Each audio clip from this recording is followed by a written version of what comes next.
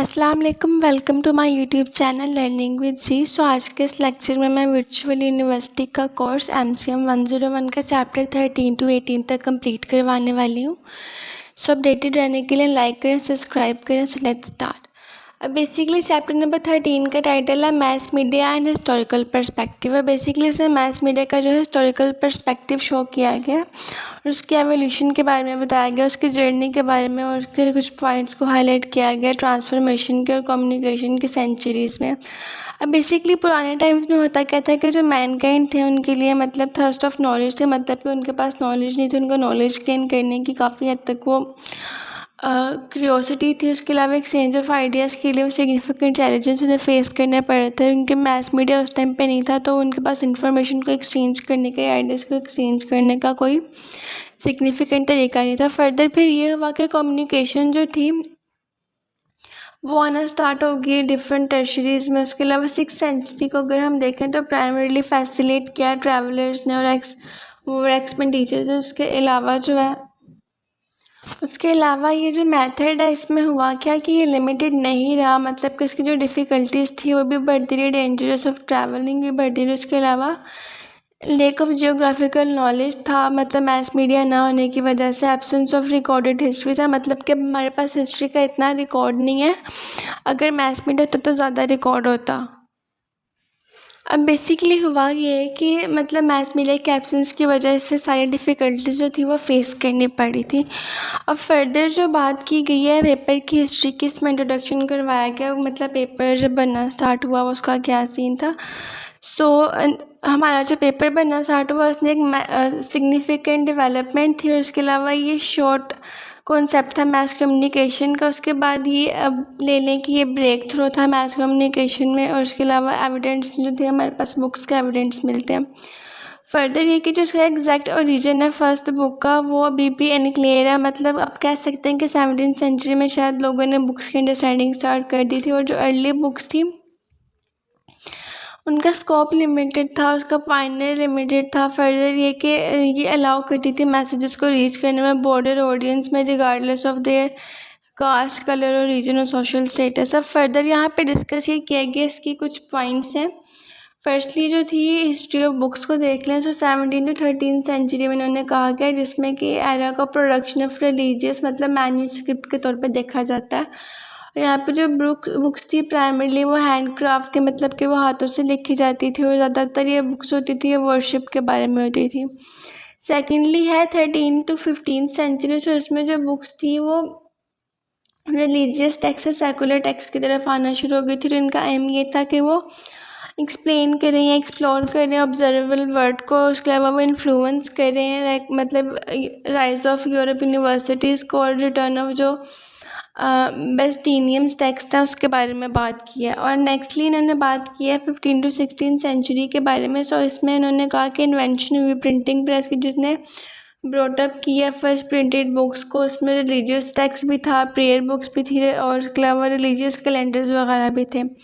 16 to 17 century में ये जो पीरियड है ये witness and incorporation of new information का, मतलब कि बुक्स जो थे वो सिग्निफिकेंट कॉन्सिक्वेंसेस के साथ यूरोपियन सोसाइटी में काफ़ी हद तक जो था वो इम्पैक्ट करी थी। फर्दर उन्होंने बात यहाँ पे की है एलिमिनेटेड मैन्यूस्क्रिप्ट्स की। सो बेसिकली अर्ली पीरियड में जो ऑब्जेक्ट्स थे रिलीजियस वेनेशंस के आर्टिस्ट एक्सप्रेशंस के, उनको एलिमिनेट किया गया। ये जो मैन्यूस्क्रिप्ट थी उनको सीमलेसली इंटीग्रेट किया जा रहा था, मतलब कि डेकोरेशंस और थी टेक्स्ट के साथ एम्फोसाइज किया जा रहा था कॉन्टिन्यूटी का वर्ड्स और इमेजरी के दरमियान में। उसके अलावा कन्वे कर रहे थे ब्यूटी ऑफ गॉड मैसेजेस को, मतलब क्रिएट कर रहे थे वो रिलीजियस डेविएशंस को।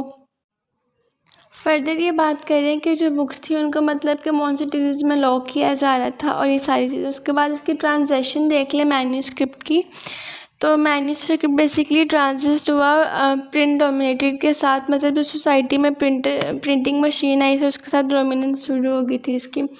13 to 16 सेंचुरी जो था वो एक मैग्निफिशेंट आप शिफ्ट कह सकते हैं या एक सिग्निफिकेंट शिफ्ट कह सकते हैं सारे सिनेरियो में। उसके अलावा प्रिंटिंग प्रेस आई और कपल्ड विद पॉलिटिकल, इकोनॉमिक्स और सोशल चेंजेस आना शुरू हो गए। इंफॉर्मेशन जो थी वो डिसमेंटेड होना शुरू हो गई थी और रिप्रोडक्शन ऑफ क्लासिकल टेक्स्ट हो रही थी। उसके अलावा डेवलपमेंट ऑफ साइंस बुक्स, वैसे स्प्रेड ऑफ प्रोपोगेंडा और रिलीजियस एजुकेशन वगैरह। ओवरऑल अगर हम इसकी समरी देख लें इस पूरे चैप्टर की, सो बेसिकली इसमें वो कह ये रहे हैं कि ये जो हिस्टोरिकल पर्सपेक्टिव था मैस मीडिया का, वो एक शो केस था, मतलब कि एक ग्रेजुअल एवोल्यूशन थी हैंड रिटन मैन्यूस्क्रिप्ट्स की रिलीजियस सेटिंग में। उसके अलावा इसमें रेवोल्यूशनरीज आई कैसे, जैसे प्रिंटिंग प्रेस आई, उसके बाद जो था way of modern mess communication I. ये जर्नी हाईलाइट कर रही है कि कम्युनिकेशन ने किस तरीके से एक वाइटल रोल प्ले किया है शेप करने में सोसाइटीज़ को। उसके अलावा उनकी डायमेंशंस को, मतलब उनकी डायमेंशंस इन सेंस उनकी नॉलेज जो थी वो थ्रू आउट हिस्ट्री उन्होंने कैसे शेप की। चैप्टर नंबर 14 को देख लें तो इसमें वो बात कर रहे हैं emergence of print media around the world. Basically उसमें उन्होंने डिस्कस ये किया कि किस तरीके से जो था प्रिंट मीडिया के इमर्जेंस ने ह्यूमन पीरियड या ह्यूमन कम्युनिकेशन में एक ज़्यादा सिग्निफिकेंट रोल प्ले किया। उसके अलावा इसने अलाउ किया डायमेंशन ऑफ इंफॉर्मेशन को, आइडियाज़ को, ताकि वो स्प्रेड हो ओवर द वर्ल्ड और ओवर द सेंचुरीज। जो प्रिंट मीडिया था वो इवॉल्व हो रहा था। उसके अलावा उसने एक इम्पॉर्टेंट रोल प्ले किया सोसाइटीज़ को शेप करने में, इंडिपेंडेंस मूवमेंट को फूस्टर करने में, कंट्रीब्यूट करने में, इकोनॉमिक ग्रोथ में। अब फर्दर यहाँ पे कुछ अर्ली पब्लिकेशंस के बारे में डिस्कस किया गया है ग्लैंस में। अब बेसिकली जो अर्ली पब्लिकेशंस हैं हमारी, इसके कुछ पॉइंट्स डिस्कस किए गए, जैसे कि अब अर्ली पब्लिकेशंस देख लें तो 1500 को एक मतलब कि न्यूज़ शीट के तौर पे देखा जाता है वेनिस में। उसके अलावा इटली में रिफ्लेक्ट किया इसकी अर्लीस्ट फॉर्म जो थी प्रिंटेड कम्युनिकेशन की। उसके अलावा जो पब्लिकेशंस थी ये प्रीकर्सर्स थी मॉडर्न न्यूज़पेपर और मैगजीन्स के साथ। उसके बाद जिसमें दूसरा पॉइंट उन्होंने डिस्कस ये किया कॉलोनियल जर्नलिज्म। कॉलोनियल जर्नलिज्म को अगर हम देख लें तो बेसिकली अब इसमें है क्या कि हिस्ट्री ऑफ प्रिंट मीडिया को सिग्निफिकेंटली इन्फ्लुएंस कर रहा है। और इसकी जो मतलब फर्स्ट रेगुलर पब्लिकेशंस थी वो इंडियन सॉइल थी, हिकी बेंगल गैजेट सी और कलकत्ता जर्नल एडवर्टाइजर थे, जो कि फाउंड किए गए थे 1780 में, मतलब जो बनाए गए थे। उसके बाद स्पेशलाइज्ड रिपोर्टिंग्स थी इनकी, मतलब ब्रिटिश ऑफिशियल्स पे लाइव रिपोर्टिंग्स कर रहे थे। और ये टेंटेटिव बिगनिंग थी जर्नलिज्म की इंडिया में। फर्दर उन्होंने यहाँ पे डिस्कस किया रिलीजियस, अगर रिलीजियसली देख लें रिलीजियस एक्सपेंशंस को, ग्रोथ ऑफ प्रिंट मीडिया ने डिफरेंट किस्म के मतलब रिलीजियस कॉन्सेप्ट्स को इंडिया में काफ़ी हद तक जो था वो राइज़ किया। लाइक मदारिस का था, like Madras courier was founded in 1785। उसके बाद इंडियन हेरल्ड ने फॉलो किया इसको 1791 में। बॉम्बे में भी इस्टेब्लिशमेंट हुई बॉम्बे हेरल्ड की 1789 में, फिर कलकत्ता में भी इसी तरीके से। उसके बाद अगर उर्दू प्रेस की बात कर लें फर्दर,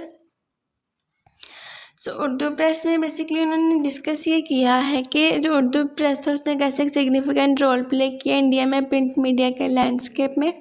1822 में पर्शियन वीकली जामे जहाँ जो था वो नामा पब्लिश होना शुरू हो गया था। उसका जो कंटेंट था वो पर्शियन और उर्दू दोनों में आ रहा था। उर्दू बेसिकली गाइड करती फर्स्ट डेली न्यूज़पेपर्स को 1858 में, और सवीरियल जो था उर्दू पब्लिकेशंस आ रही थी, जैसे कि कोहे नूर है या रहबर हिंद था, और ज़मींदार जो था वो प्ले कर रहे थे एक सिग्निफिकेंट रोल जर्नलिज्म ग्रोथ में। फर्दर बात की गई है न्यूज़पेपर्स एंड इंडिपेंडेंस मूवमेंट्स की। जो बेसिकली प्रिंट मीडिया था वो एक पावरफुल टूल बन चुका था एडवोकेट करने का इंडियन इंडिपेंडेंस को। न्यूज़पेपर जैसे कि द हिंदू, अल हिलाल या प्रताप स्पॉटर जो थे वो फ्रीडम स्ट्रगल के लिए मतलब काफ़ी ज़्यादा कोशिशें कर रहे थे और मतलब वो हेल्प कर रहे थे। इन सेंस न्यूज़पेपर जो थे वो काफ़ी हद तक इवॉल्व होते जा रहे थे। फर्दर बात की गई है एम्प्लॉयमेंट एंड स्पेशलाइजेशंस की। एम्प्लॉयमेंट एंड स्पेशलाइजेशन की बात करें ओवर द टाइम जो था प्रिंट मीडिया की जो इंडस्ट्री थी वो यूनाइटेड स्टेट में भी मतलब एक्सपेंड होना शुरू हो गई थी सिग्निफिकेंटली। उसके अलावा जो था मिलियंस ऑफ लोगों को मतलब जॉब्स मिलना शुरू हो गई थी डायरेक्टली और इनडायरेक्टली वो एम्प्लॉयज़ होना शुरू हो गए थे, मतलब बेसिकली जॉब्स मिल रही थी उन्हें प्रिंट मीडिया जो था वो डाइवर्सिफाइड हो गया था, स्पेशलाइजेशन आए थे डिफरेंट जॉनराज में, जैसे कि न्यूज़, एंटरटेनमेंट, एजुकेशन ले लें, एडवर्टाइजिंग है। बेसिकली इसका जो एक कंक्लूजन है चैप्टर का वो ये है कि जो प्रिंट मीडिया का लैंडस्केप है वो यूनाइटेड स्टेट में स्टिल मतलब के कंप्राइजेस कर रहा है एक वास्ट एरिया को, न्यूज़पेपर के, मैगजीन्स के, डायरेक्टरीज़ के, न्यूज़ लेटर्स वगैरह। और अप्रॉक्सीमेटली आप कह सकते हैं कि 1745 डेली जो न्यूज़पेपर है, मतलब कि 1745 न्यूज़पेपर डेली, और वीकली 7602 न्यूज़पेपर जो हैं वो मतलब के बन रहे हैं। उसके अलावा थाउजेंड्स ऑफ मैगजीन्स बन रही है। प्रिंट मीडिया जो है वो कंट्रीज़ में इवॉल्व हो रहा है, मतलब बहुत ज़्यादा इवॉल्व होना शुरू हो गया है वो। और इसकी जो लोकलाइजेशन है, स्पेशलाइजेशन, और जो उसके अलावा जो इंट्रीगेशन है वो भी काफ़ी हद तक जो उसका ट्रेंड टूवर्ड्स मतलब बढ़ता जा रहा है। चैप्टर नंबर 15 की बात कर लें। सो इसका बेसिकली टाइटल है telegraph does not medical and distance communication, telex and telephones, eternal print communication. तो बेसिकली इसमें इमरजेंस की बात की गई है। टेलीग्राफ के मतलब 19th सेंचुरी में जो रिवोल्यूशनरी मार्कअप आया था, ब्रेक थ्रू आया था लॉन्ग डिस्टेंस कम्युनिकेशंस में, ट्रांसफॉर्म करने में इंफॉर्मेशंस को थ्रू द डिफरेंट डिस्टेंस, उसके बारे में डिस्कस कर रहे हैं। उसके अलावा सैमुअल मॉर्स जो थे वो सक्सेसफुल एस्टैब्लिशमेंट थे फर्स्ट टेलीग्राफ लिंक में बिटवीन बैल्टीमोर एंड वाशिंगटन डीसी में, जो कि 14 मई 1844 में उन्होंने कहा था ट्रांसमिट करने का message what hath God worth. Basically इसमें हुआ क्या कि न्यू पॉसिबिलिटीज़ आना शुरू हुई प्रिंट मीडिया की इंडस्ट्री में। उसके अलावा टेलीग्राफ से पहले जो था प्रिंट मीडिया एक्टिव था बेसिकली 150 ईयर्स के साथ। उसके अलावा इसमें फेस के उन्होंने डिफरेंट चैलेंजेस रीच करने में एक लार्ज ऑडियंस को quickly, specially over the long distance. Transportation system जो था वो रिलेटिवली स्लो था, relying on the fresh horse's, और कम्युनिकेशन जो थी वो डिस्टर्बेड हो रही थी एडवर्स वेदर कंडीशंस में। टेलीग्राफ इंट्रोड्यूस करवा रहा था गेम चेंजिंग सोल्यूशंस को इन प्रॉब्लम्स के साथ। फर्दर उन्होंने इसमें बात किया कॉन्सेप्ट ऑफ लॉन्ग डिस्टेंस की। तो अगर कॉन्सेप्ट ऑफ लॉन्ग डिस्टेंस को हम देख लें यहाँ पर, सो इसमें बेसिकली बता ये रहे हैं कि जो कम्युनिकेशन है वो एक्सप्लोर हो रही है with the passage of time different various methods के साथ, जैसे कि हिस्ट्री में जैसे कि आप ले लें सच एज ड्रम बीटिंग है, स्मोक सिग्नल्स हैं, या ऑप्टिकल टेलीग्राफ है। और in the late 18th century जो क्लूड चैप था उन्होंने इंट्रोड्यूस करवाया बेसिकली एक सिस्टम जिसमें कि विजुअल सिग्नलिंग हो रही थी टावर्स को यूज़ करते हुए, मतलब कि आर्म्स में जो आर्मी का उन्होंने स्टार्टिंग करवाया था उन्होंने, मतलब वायरलेस ट्रांसमिशन जो थी आर्मी में, उसके बारे में डिस्कस किया। और अगर आप देख लें तो ये इलेक्ट्रिक चार्जेस की डिस्कवरी है जो कि एबल करी थी ट्रैवल करने में वायर्स को ओवर द डिस्टेंस, जो कि एक मतलब टेलीग्राफ की, इलेक्ट्रिक टेलीग्राफ की जो उन्होंने फाउंडेशन थी उसको बेस बनाया। फर्दर यहाँ पे साइंटिस्ट हैं जैसे कि चार्ल्स हैं या कॉल्स हैं, और एक और है हमारे वेबर, उन्होंने एक्सपेरिमेंट्स किए ट्रांसमिशंस ऑफ मैसेजेस पर थ्रू इलेक्ट्रिक वायर्स, जो कि उन्होंने 19th सेंचुरी में एक्सपेरिमेंट्स किए थे। चार्ल्स ने बेसिकली जो उन्होंने एक्सपेरिमेंट किया उसमें टेलीग्राफ का, उसके अलावा प्रिंटेड मैसेजेस जो थे टेलीग्राफ के थ्रू वो जाना शुरू हो गए थे। अर्ली टाइम से इलेक्ट्रिक टेलीग्राफ की ये जर्मनी और इंग्लैंड में। अब लास्टली उन्होंने बात ये किया है यहाँ पर कि ये बेसिकली एक पिवोटल मूवमेंट था, मतलब एक बहुत इंपॉर्टेंट मूवमेंट था जब सैमुअल मॉर्स ने इंस्पायर किया था इलेक्ट्रोमैग्नेटिक्स को, उन्होंने इनकाउंटर किया था ट्रांसएटलांटिक शिप्स को। और उसके अलावा प्रैक्टिकल सिस्टम थे ट्रांसमिट करने के messages over a long distance, जिसमें कि उन्होंने कोड्स ऑफ डॉट और डैशेस को प्रोवाइड किया। उसके अलावा उन्होंने प्लांट किया टेलीग्राफ को 1837 में, और 1844 में सक्सेसफुली वो प्लांट हो गया था।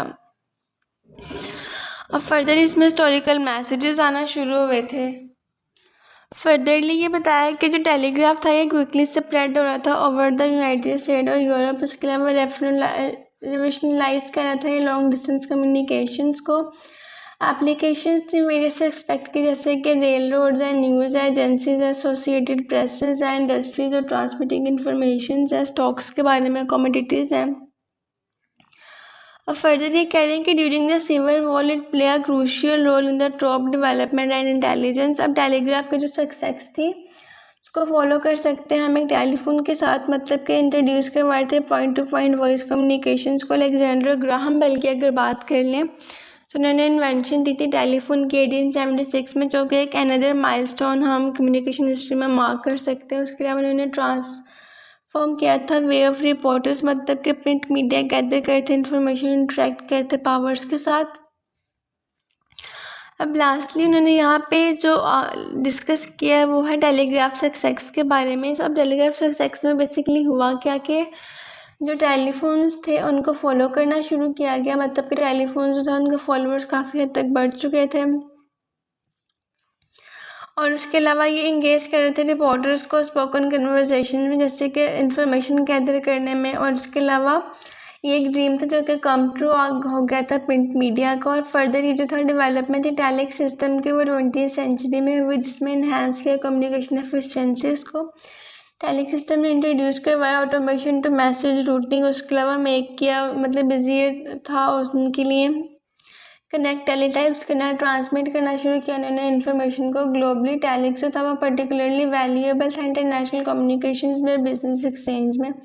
बेसिकली टेलीग्राफ, टेलीफोन और टेलिक जो था वो सिस्टम इंस्ट्रूमेंट, मतलब वो इंस्ट्रूमेंट्स है जो कि मतलब एवेल्यूएट हो रहे थे डिस्टेंस कम्युनिकेशन में, ट्रांसफॉर्म करते प्रिंट मीडिया की इंडस्ट्री को। उसके अलावा ये इन्वेंशन थी जो कि इनेबल करती फास्टर और more efficient wide spread dimensions को इन्फॉर्मेशन की, जो कि अल्टीमेटली शेप करी थी न्यूज़ को और प्रिंट मीडिया को, और ऑपरेट करी थी एक मॉडर्न वर्ल्ड को। चैप्टर नंबर 16 की बात कर लें तो टाइप्स ऑफ प्रिंट मीडिया को डिस्कस किया गया। अब जो बेसिकली प्रिंट मीडिया वो इनकम्पन्स कर रहा है वेरियस पब्लिकेशंस को, जो कि क्रूशियल रोल प्ले कर रही हैं डिसमेंटलिंग करने में इंफॉर्मेशंस को, एंटरटेनमेंट को, उसके अलावा नॉलेजेस को। Over the time period print media था वो इवॉल्व हो रहा है, डाइवर्सिफाइड हो रहा है। बेसिकली इसकी कुछ टाइप्स हैं यहाँ पर डिस्कस किए गए हैं, न्यूज़पेपर्स, बुक्स और मैगजीन। बेसिकली कि न्यूज़पेपर्स को डिस्कस कर लें फर्स्टली हम।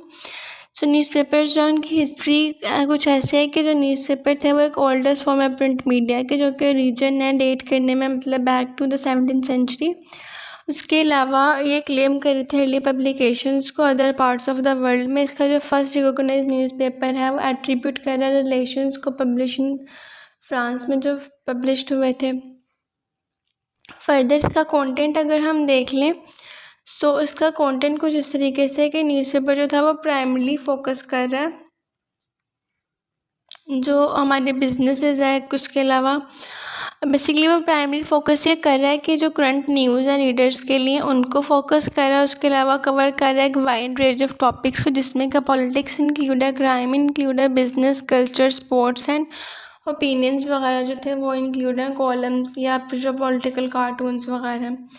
फर्दर उन्होंने यहाँ पे बात की टाइप्स ऑफ न्यूज़पेपर की। सो बेसिकली इसमें उन्होंने कुछ टाइप्स किए हैं, जैसे कि इंटरनेशनल न्यूज़पेपर्स हैं, हमारे वीकली न्यूज़पेपर्स हैं, फर्दर संडे न्यूज़पेपर है, नेशनल न्यूज़पेपर्स है, लोकल न्यूज़पेपर्स वगैरह। इसमें अब हमारे जो सारे ऐड होते हैं।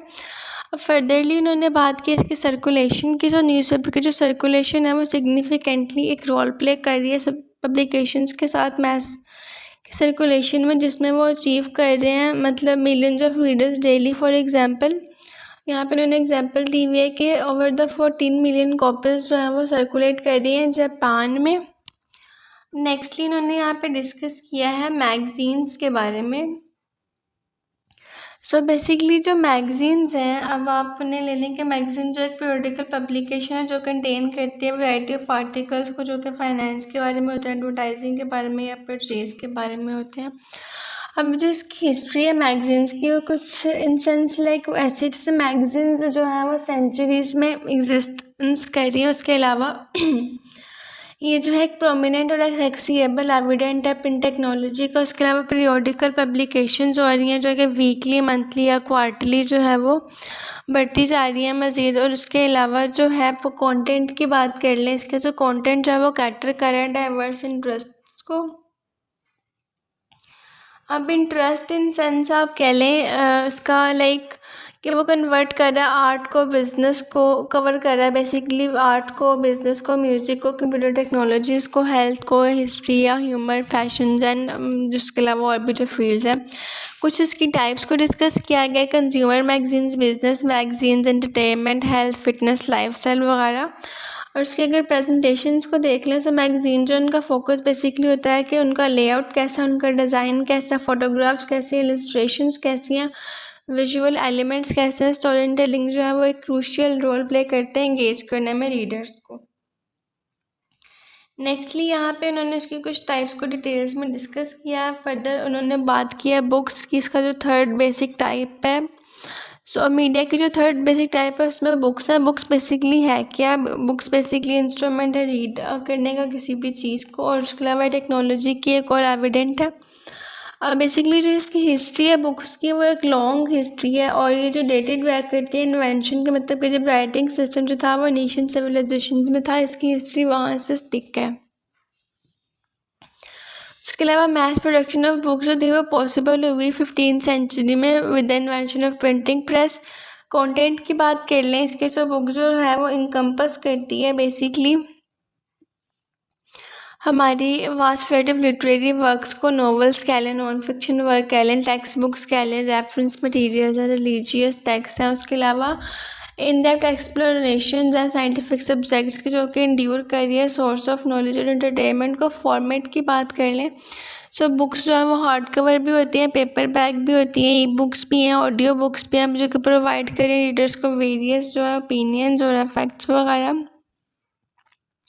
इसके बारे में। इन समरी अगर हम इसकी लास्टली बात कर लें ओवरऑल चैप्टर की, तो बेसिकली जो प्रिंट मीडिया उसकी एक रिच हिस्ट्री है जो कि कंटिन्यू है, मतलब वेरियस फॉर्म्स में उसके अलावा प्रोवाइड कर रही है न्यूज़पेपर्स इन्फॉर्मेशन, और वो रीशेप कर रही है हमारी सोर्स ऑफ इंफॉर्मेशन को, हमारे कल्चर्स को, टेक्नोलॉजीज़ को इवॉल्व कर रही है over the years. Chapter number 17 की बात करें तो बेसिकली इसमें press freedom, law and ethics के बारे में बात की गई। उसके अलावा जो न्यू डिबेट्स है उसके बारे में डिस्कस किया गया। सो अब ये जो डिबेट्स हैं बेसिकली ये सराउंड करते हैं प्रेस फ्रीडम को, लॉज को, एथिक्स के कॉम्प्लेक्स और ऑनगोइंग इशू है जो कि इम्प्लीकेट कर रहा है हमारी सोसाइटीज़ को, गवर्नमेंट्स को, उसके अलावा प्रिंट मीडिया को, मीडिया को इटसेल्फ। अब ये जो डिबेट है ये एवॉल्व हो रहा है सेंचुरीज से, मतलब कि बहुत सेंचुरीज से चलता आ रहा है। उसके अलावा ये रिफ्लेक्ट कर रहा है टेक्नोलॉजी में जो चेंजेस आ रहे हैं, गवर्नेंस में जो चेंजेस आ रहे हैं, सोसाइटल वैल्यूज़ में जो चेंजेस आ रहे हैं उसको। अब फर्दर बात कर लें प्रेस लॉ की, यहाँ पे तो उन्होंने प्रेस लॉ में बात किया। प्रेस लॉ जो है वो रेफ़र करता है रेगुलेशन जो रजिस्ट्रेशन जो है कि कंसर्न करती हैं लाइसेंसिंग ऑफ पब्लिकेशंस के साथ। उसके अलावा इसमें इंक्लूड होता है न्यूज़पेपर है, फ्रीडम ऑफ एक्सप्रेशन है, हिस्ट्री ऑफ प्रेस लॉ जो कि रिफ्लेक्ट कर रही है struggle between authorities and the media push for freedom, मतलब कि जो मीडिया का फ्रीडम, मीडिया को जो फ्रीडम चाहिए था उसको अथॉरिटीज़ की जो उसका स्ट्रगल है, उनका जो कॉन्फ्लिक्ट है उसको डिस्कस कर रही है। फर्दर ये बात कर रही है इसमें कि जो इन प्री प्रिंटिंग मीडिया का जो प्रेस एरा था उसकी बात करिए, मतलब कि जो अथॉरिटीज़ थी पहले सिर्फ चर्च के पास थी, और मतलब ब्रिटेन में चर्च प्रोवाइड करता था, मतलब एक कॉमन मैन के पास उसकी एक्सेस नहीं थी। इन्वेंशन ऑफ प्रिंटिंग प्रेस होती है हमारी 15th सेंचुरी में जो कि इन चैलेंजेस को कंट्रोल करती है। उसके अलावा वो लीड करती है सेंसरशिप और लाइसेंस लॉज को। अब सेंसरशिप बेसिकली आप कह सकते हैं इसमें कि डिस्ट्रक्टिव और प्रिवेंटिंग पब्लिकेशंस होते हैं जो कि करेक्टली इम्पोज की जाती हैं पब्लिकेशन। उसके अलावा रिप्रेशन होता है फ्री डिस्कशंस का जो कि ऑफर नेसेसिटी होता है गवर्नमेंट्स के लिए मेंटेन करने के लिए कंट्रोल को ओवर द टाइम। फर्दर उन्होंने बात की लेजिस्लेशन की। सो बेसिकली इसमें उन्होंने डिस्कस किया है कि एड्रेस करते हैं प्रेस लॉज को जो कि डेवलप होते हैं वर्ल्ड वाइड, और एम्फेसाइज करते हैं शिफ्ट को, मतलब कि वो कंट्रोल कर सकें एक्सेस को इन्फॉर्मेशन की ओवर द वर्ल्ड या ओवर द एरिया जहाँ पे वो इन्फॉर्मेशन डिस्ट्रीब्यूट की जा रही है। उसके अलावा कुछ कंट्रीज़ में इम्प्लीमेंट किया जाता है फ्रीडम को इन्फॉर्मेशन ऑफ लॉ की तरह। उसके अलावा अलाउ करते हैं सिटीजन्स को कि रिक्वेस्ट करें गवर्नमेंट को कि वो रिकॉर्ड्स वगैरह को भी जो है वो सेफली सिक्योर करके रखें। फर्दर इसमें कुछ बात की गई है, एग्जांपल्स दी गई है फ्रीडम ऑफ इंफॉर्मेशन लॉज की कुछ कंट्रीज़ की। सो फर्स्ट ऑफ ऑल यहाँ पे वो डिस्कस कर रहे हैं यूनाइटेड स्टेट्स को। यूनाइटेड स्टेट्स का कुछ इस तरीके से है कि freedom of information act FOIA को इनेक्ट किया गया था 1967 में, जो कि अलाउ करते सिटीजन्स को कि रिक्वेस्ट करें फेडरल गवर्नमेंट को ताकि वो रिकॉर्ड रख सकें। इंडिया में राइट टू इन्फॉर्मेशन एक्ट आया RTI 2005 में जो कि ग्रांट किया था सिटीजन्स को अपने राइट्स के लिए। पाकिस्तान में ये जो राइट था फ्रीडम ऑफ इंफॉर्मेशन ऑर्डिनेंस, ये आया 2002 में, जो कि अलाउ करते सिटीजन्स को कि वो पब्लिक रिकॉर्ड्स को रख सकें। यूरोपियंस जो थे वो रेगुलेट करते गवर्नमेंट पब्लिक एक्सेस को, यूरोपियन पार्लियामेंट्स को, काउंसिल्स को और कमीशंस वगैरह को। फर्दरली यहाँ पे उन्होंने डिस्कस किया है नेक्स्टली मीडिया एथिक्स के बारे में। सो मीडिया एथिक्स को अगर हम डिटेली देखें तो मीडिया एथिक्स जो है वो प्ले कर रहे हैं क्रूशियल और इंश्योर करने में रिस्पॉन्सिबिलिटीज़ जर्नलिज्म के और मेंटेन करने में पब्लिक ट्रस्ट को। जर्नलिस्ट और जो मीडिया ऑर्गेनाइजेशन है वो डेवलप कर रही हैं कोड्स ऑफ एथिक्स गाइड करने के लिए वर्क्स को। उसके अलावा डिक्लेरेशन और ये प्रिंसिपल की on the conduct of journalist जो कि एक्सेप्ट कर रहे हैं इंटरनेशनल फेडरेशन को जर्नलिज्म के, आउटलाइन कर रहे हैं प्रिंसिपल्स को। अब इसमें ट्रूथ ऑफ फ्रीडम का एक्सप्रेशन भी आ सकता है, फेयर मेथड भी है, प्रोफेशनल सिक्योरिटी या अवॉइडेंस ऑफ डिस्क्रिमिनेशन है।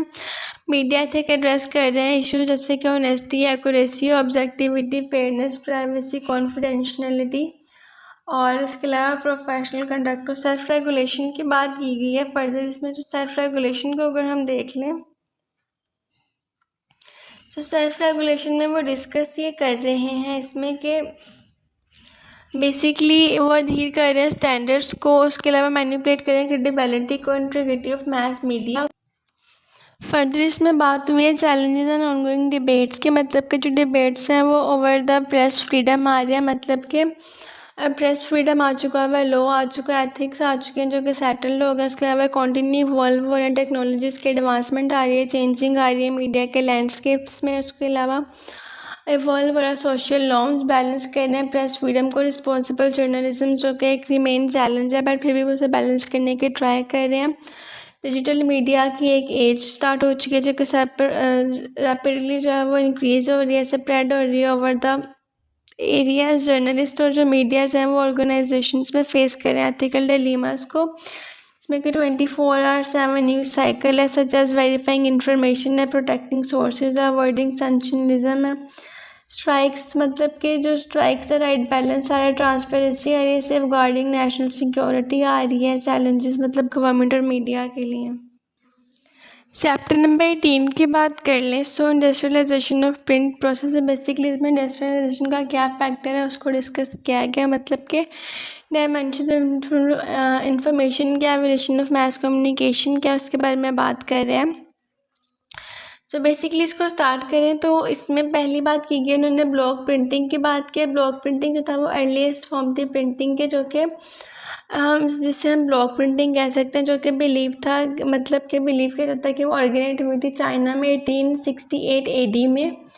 और उसके अलावा इसका मेथड जो था उसमें इन्वॉल्व हम लोग कर सकते हैं, इसमें इन्वॉल्व था बेसिकली कार्विंग करना इंडिविजुअल कैरेक्टर्स को और इमेजेस को वुडन ब्लॉक्स पर, जो कि प्रेस करते थे पेपर्स पर। ब्लॉक प्रिंटिंग उसके अलावा आप कह सकते हैं कि काफ़ी टाइम कंज्यूमिंग थी और लिमिटेड थी उसकी एप्लीकेशंस। सेकेंडली जो था इसमें वो मूवेबल टाइप था, मतलब कि जो मूवेबल टाइप है एक मोर एफिशिएंट मेथड है जो कि इन्वेंट किया है बीशिंग ने इन चाइना में 1041 AD में। बेसिकली इसका जो था सिस्टम वो ये था कि ये सिस्टम जो था बेसिकली वो अलाउ करता है इंडिविजुअल्स के करेक्टर्स को ताकि वो कास्ट किए जाएँ क्ले पे और मेटल पे और उनको एक ईजियर तरीके से क्रिएट किया जाए या रिप्रोड्यूस किया जाए टेक्स्ट को। हाउएवर बेसिकली जो उसका वास्ट नंबर था चाइनीज़ करेक्टर्स का उससे पॉज किया जाए। उसके बाद जो नेक्स्टली बात हुई उसकी गटेनबर्ग प्रिंटिंग प्रेस की। सो जब ये प्रिंटिंग प्रेस आई जॉनसन गटेनबर्ग ने इन्वेंशन दी इसकी। सो इसमें जो था वो 1440 में ये प्रिंट मशीन आई, इसका टर्निंग पॉइंट था हिस्ट्री में, प्रिंटिंग हिस्ट्री मतलब एक टर्निंग पॉइंट था ये। फर्दर ये कि जो प्रेस थी मूवेबल मेटल टाइप थी और इसके अलावा ये पॉसिबल था कि प्रोड्यूस कर सकती थी एफिशिएंट बुक्स को, मतलब एक नंबर ऑफ बुक्स प्रोड्यूस कर सकती थी। गटेनबर्ग प्रेस जो था उसको ऑल्सो इंट्रोड्यूस करवाया गया। ऑयल बेस इंक थी, उसमें रैग पेपर्स था, इम्प्रूविंग क्वालिटी के लिए ड्यूरेबिलिटी ऑफ प्रिंटेड मटेरियल था। इम्पैक्ट्स ऑफ प्रिंटिंग की बात कर लें further so impact of printing में उन्होंने बात की है कि गिटरिंग जो प्रेस थी उसने इनेबल किया मैस प्रोडक्शन को बुक्स की, जो कि एक प्रोफाउंड इम्पैक्ट है सोसाइटी पर। उसके अलावा बुक्स को एक्सेसिबल बना दिया गया, reduce of cost producing return material की हुई और कंट्रीब्यूट किया गया इस नॉलेज को ओवर द वर्ल्ड। और ये जो पीरियड था गेटिंसबर्ग एड्रेस का और फिर 1500 का, इसको कहा जाता है इनकैनोनेबल पीरियड। रेजिस्टेंस टू प्रिंटिंग की बात कर लें फर्दर, सो इसमें वो बात कर रहे हैं कि इसमें जो ट्रांजिशंस थी, लाइक इन सेंस कह सकते हैं कि जो हैंड कॉपीड मैन्युस्क्रिप्ट्स थी वो प्रिंट होना शुरू हो गई थी। उसके अलावा रजिस्टर टेक्नोलॉजीज थी, कंसीडर करते हैंड कॉपीज़ का मैन्युस्क्रिप्ट ज़्यादा वैल्यूएबल थी। कैथोलिक चर्च जो था उसका जो कॉन्टेम्पलेटेड रिक्वायरिंग लाइसेंस था प्रिंटिंग प्रेसेस के लिए, उसको इसमें डिस्कस किया है। लाइक जो सिमिलर रेजिस्टेंस है जो कि इनकाउंटर करते हैं इस्लामिक वर्ल्ड को और फॉर ईस्ट को, उन्हें कैलीग्राफ किया गया ट्रेडिशनल तरीके से। फर्दर इंडस्ट्रियलाइजेशन ऑफ प्रिंटिंग का एक पॉइंट इसमें डिस्कस किया गया, जो कि बेसिकली मेंशन इसमें ये किया गया कि जो इंडस्ट्रियलाइजेशन से सिग्निफिकेंट एडवांसमेंट ब्रॉड की थी प्रिंटिंग टेक्नोलॉजी में। उसके अलावा फ्रेडरिक जो थे उन्होंने पावर किया था, मतलब पावर प्रेस बनाई थी 1812 में, जो कि अलाउ करी थी प्रिंटिंग का, मतलब कि वो रैपिड प्रिंटिंग ऑफ न्यूज़पेपर को अलाउ करी थी। रोटेटरी प्रेस को इंट्रोड्यूस करवाया मिड 19th सेंचुरी में, जो कि इंक्रीज़ करी थी प्रिंटिंग को, उसकी स्पीड को और एफिशिएंसी को। फर्दर ये कि इसमें जो था लिथोग्राफी और ऑफसेट प्रिंटिंग के बारे में डिस्कस किया गया। लिथोग्राफी को डेवलप किया गया था 18th सेंचुरी में, जो कि प्रिंसिपल्स ऑफ ऑयल जिसमें यूज़ किया गया था। बेसिकली प्रिंसिपल्स ये थे, इसमें ऑयल और वाटर रिपल्शन को यूज़ किया जाता है प्रिंट क्रिएट करने के लिए। ऑफसेट प्रिंटिंग थी जिसमें कि लिथोग्राफी को ड्राइव किया गया था एक वाइडली यूज टेक्निक के तौर पर। उसके अलावा ये इन्वॉल्व करी थी ट्रांसफ़र करने की इंक इमेजेस को from a plate to rubber blanket. और फर्दर ये उसके बाद उसको एक प्रिंटिंग सरफेस पे लेके जा रहे थे। और डेस्कटॉप पब्लिशिंग की बात की जाए lastly, so desktop publishing in sense आप कह सकते हैं कि इसमें उन्होंने डिस्कस किया था एक एविडेंट पर्सनल कंप्यूटर को, जो कि डेस्कटॉप पब्लिशिंग करवाया था, मतलब कि 1980 में काफ़ी पॉपुलर हो चुका था। ये जो अप्रोच थी ये सॉफ्टवेयर यूज़ करी थी, जैसे कि पेज मेकर और क्वार्क एक्सप्रेस जो थे वो क्रिएट करते, पेजेस लेआउट कंबाइन करते, टेक्स्ट को, ग्राफ्स को, डेस्कटॉप को। उसके अलावा पब्लिशिंग रेवोल्यूशनलाइज कॉन्टेंट्स को, क्रिएशंस को, डिज़ाइंस को, जो कि अलाउ करे थे ग्रेटर फ्लेक्सिबिलिटी और